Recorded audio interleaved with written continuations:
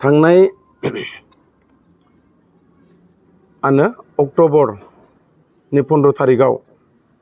नोंगौ चिरां जिल्लायावहाय माखासे एक्स एनडिएफबि वेलफेयार एसोसिएशन दाना लादों। नाथाय नोंगौ नों सोंनाय बादिनो जोंहा मोनसे एनडिएफबि फराम एक्स एनडिएफबिआ दिनै जेबायदि खामानि मावनो आवगायदों आरो जेबायदि खामानि मावबाय थादों।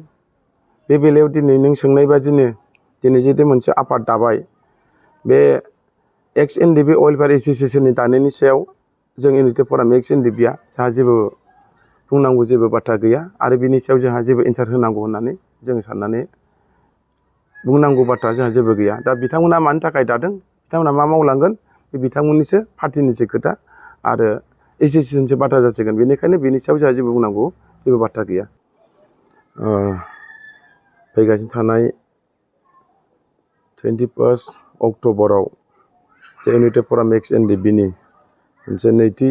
फाउन्डेसन डे अबजारभेशन हाबाफारि लानाय जादों। दा बे हाबाफारियाव दिनै जों एनडिएफबि फराम एक्स एनडिएफबिनिफ्राय बे फाउन्डेसनखौ बारहोहरनो थाखाय माखासे गोनांथार मेसेजखौ हरनो थाखाय दिनै जोङो नोंथांमोननि बे चेनेलखौ लेंबोनानै नोंथांमोननि चेनेलनि गेजेरजोंनो जोङो जोंनि एनडिएफबि फराम एक्स एनडिएफबि बा बारग' एनडिएफबि गासैबो आफादनो फोरमायहरनो थाखाय जों बाव मोनसे जिरायनाय हाबाफारि लानाय जादों। दा बेनिखायनो गिबियाव जोंनि लेंहरनाय बायदिनो नोंथांमोन सफैनायनि थाखाय नोंथांमोननिसिमबो गोजोननाय जासिनाय थाबाय आरो लोगोसे नोंथांमोननि चेनेलखौ नायग्रा साफ्रोमबो बर' रायजो राजाखौ बेलासि समनि अननायारि सिबिनायखौ जासिग्रोनाय थाबाय। जे दिनै एनडिएफबि फराम एक्स एनडिएफबि आफादा फैगौ 21 अक्ट'बरावहाय नैथि फाउन्डेसन डे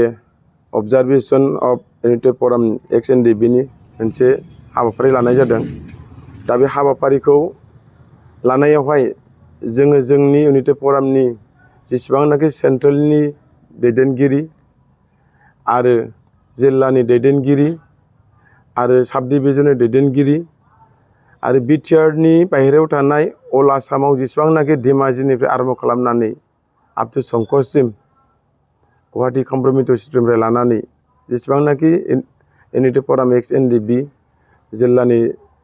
दाजानो होजानाय दङ, दिनै बिथांमोनखौ नैबे दिनैनि चेनेलनि गेजेरजों फोरमायहरनो नागिरदों जे नैबे जोंनि एनडिएफबि फराम एक्स एनडिएफबिनि फाउन्डेसन सानावहाय गाजा गोमजायै नुजाफैनो थाखाय जों दिनैहाय खावलायनाय जादों। दा बे जों एनडिएफबि फराम एक्स एनडिएफबिनि जिहेथु मोनसे प्रग्राम जानो गोनां बे जायगायानो जाहैबाय जोंनि क'क्राझार जिल्लानि सिङाव थानाय थिथागुरि इरागदाव कमिउनिटि हलावनो दिनै बे हाबाफारिखौ जोङो लानाय जादों। दा 21 अक्ट'बर खालि फुंनि 8टानिफ्राय जोंहा मोनसे फ्लेग हस्टिं दङ आरो लोगोसे जोंहा मार्टियार्सफोरनो बिबारजों मान बावगोन आरो बिनि उनावहाय जोंहा 10टासोनिफ्रायनो जोङो आलासि गुबुन गुबुन जिल्लानिफ्राय फैनाय आलासिफोरखौहाय जोङो जाहोग्रोनाय ओंखाम बोथिसे जों जाहोगोन। बेनिफ्राय जोङो अपेन सेसन हिसाबै जोङो 12 बाजिनिफ्राय जों लानाय जादों। बेनिखायनो बे अपेन सेसन जायैनि सिगांनो जाहाथे जोंनि एनडिएफबि फराम एक्स एनडिएफबिनि मोनफ्रोमबो जिल्लानि सिङाव थानाय जिल्लानि आफादगिरि नेहाथारिफ्रा फुं समावनो नुजाफैनो थाखाय जों एनडिएफबि फराम एक्स एनडिएफबिनि जानानै बा एनडिएफबि फराम एक्स एनडिएफबिनि बे फाउन्डेसनखौ बारहोहरनो थाखाय जोंखौ मोनसे आरसि कमिटि दाना होनाय हिसाबै आरसि कमिटिनिफ्राय जों दिनैहाय खावलायहरनाय जादों। दा बे जोनोम सानावहाय जोङो जोंनि 2 बोसोर जे जाना थांनाय बे 2 बोसोर जाना थांनायनि गेजेराव एनडिएफबि फराम एक्स एनडिएफबिआ आसाम सरकारजों आरो भारत सरकारजों आरो लकेल रिजनेल गभर्नमेन्ट बिटिआर सरकारजों जोङो माबायदि सावरायबोनानै जों माबायदि रिजाल्ट मोनखो, माबायदि जोङो मावबोनो हाखो, बेफोरनि गासैबो थैथ'फोरखौहाय बे जोनोम सानावनो बे एनडिएफबि फराम एक्स एनडिएफबिनि नैथि फाउन्डेसन सानावनो जोङो गासैबो खोथाखौ जोङो बेरखांहोजोबगोन। बेनिखायनो दिनै जों गेजेर गेजेर ससियेल मिडियायाव होनाय जादों, ससियेल मिडियायाव जों बुंबाय थानाय जादों आसाम सरकारजों सावरायनाय भारत सरकारजों सावरायनाय बेफोरनि गासैबो मेटारफोरखौ जोङो बे मिटिंखालिनो जोङो बुफ्रुना होगोन आरो बेजों लोगोसे इउनिटि फराम एक्स एनडिएफबिआ बे नैथि फाउन्डेसन सानावहाय जोंजों हांख्रायजानाय माखासे गोनां मोजां जोङो बर'निनो माखासे दैदेनगिरि आलासिफोरखौ जों लाबोदों। बे लाबोनायनि गेजेरजोंनो जोङो बिथांमोनहा जोंनोबो गोबां मोजां मेसेज होलांगोन आरो मावनो थाखाय इउनिटि फराम एक्स एनडिएफबिनो मोजां सुबुंथाइ होलांगोन आलासि बिथांमोननिसिम जोङो दिनै बेखौ मिजिंथिदों आरो आलासि बिथांमोननिफ्रायबो जोंनि माखासे इउनिटि फराम एक्स एनडिएफबि बा एनडिएफबिखौ मोजां मोनग्रा सुबुंफोर आरो भिक्टिमाइज फेमिलिफोर दिनै बिथांमोनहाबो बेयाव बाहागो लानानै जोंजों लेंहरजानाय आलासि सारमोननिफ्राय मोजां माखासे मेसेजखौ मोनलांगोन मोजां खौरां मोनलांगोन। बेखिनिखौ जोङो खोनासंहोनो थाखाय बे फाउन्डेसन सानावनो जोङो दिनैहाय गिदिरैनो प्रग्रामखौ दैदेननायनि गेजेरजों जोङो मोनसे गेवलां मेल लानायनि गेजेरजों बेखिनि मेसेजखौ जोङो हरनो सानदों आरो बे मेसेजखौ मोनलांगोन। बेनिखायनो इउनिटि फराम एक्स एनडिएफबिनि जेसेबांनाखि बारग' एनडिएफबिफोर दङ आसामाव थानाय खना खनला बिटिआरआव थानाय खना खनला गासैबो लिडार आरो केडार्स बयबो बाव बाहागो लाफैनो थाखाय इउनिटि फराम एक्स एनडिएफबिनि जानानै आरसि कमिटिनि जानानै बेवहाय जोङो कनभेनर बिथां बिबिनाय सार दङ आरो कनभेनर जा बिथां मोनाबिलि फंबाय दङ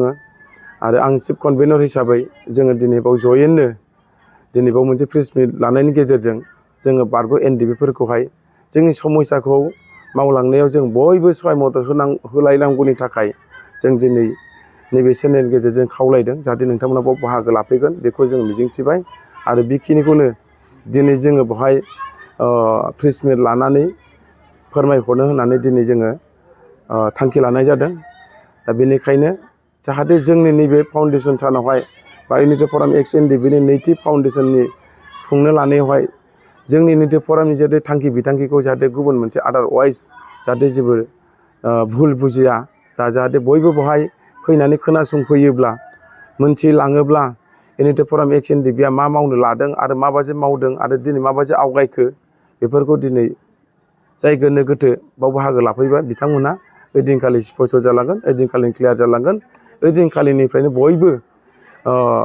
गोनो गोथो थानाय जोंनि एक्स एनडिएफबिनि मानसिफ्रा जथेस्थ' जोंखौ मदद होगोन आरो सापर्ट खालामगोन आरो इयुनाव जों ज' थांनानै जोंनि फाउन्डार मानगोनां प्रेसिडेन्ट रन्जन दैमारि सासे सिगनेटरि हिसाबै सारमोननि सिन्था धारनाखौ जाहाथे ओइदिनखालिनो गासैबो खोथाफ्रा क्लियार जालांगोन आरो 56 सेन्ट्रेल जेलाव थानाय बिथांमोननि सोमोन्दै जों दिनै मा मावलांखो बेफोरनि बिखयैबो सोरबा गोनो गोथो जानायफ्रा बेयाव फैयोब्लानो मोनथिलांगोन स्पष्ट जालांगोन बेखौ मोनथिनो थाखाय फैनो हागोन। आरो दिनै जों सम आसाम सरकारनि मानगोनां दानि बिजेपि सरकारनि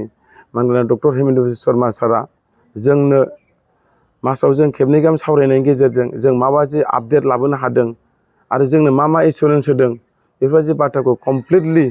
ओइदिनखालिनि बे नैथि फाउन्डेसन सानावनो जोङो गेवलां मेलावनो जों बेफोरखौ गासिबो शेयार खालामनो हागोन। बेनिखायनो बेफोरखौहाय मोनथिनो थाखाय बयबो जाहाथे फैयो बाहागो लाफैयो खावलायबाय। सोरबाया सम मबाइलजों सोंहरो सोरबाया सम बिदिनो SMS लायना हरो जे माबायदि आवगायदों माबायदि मदद खालामदों सरकारा बेफोरखौ गासिबो मबाइलजों रायज्लायजोबनो हाया बेफोरखौ गासिबो मेसेजनि गेजेरजों लिरजोबनो हाया। ओंखायनो ओइदिनखालि जोङो नैबे नैथि इउनिटि फराम एक्स एनडिएफबिनि फाउन्डेसन समावनो जोङो गासैबो स्पष्ट खालामना होगोन। जों बेखिनिखौ स्पष्ट खालामहरबाय आरो बे मेसेजखौ जों दैथायहरनाय जाबाय।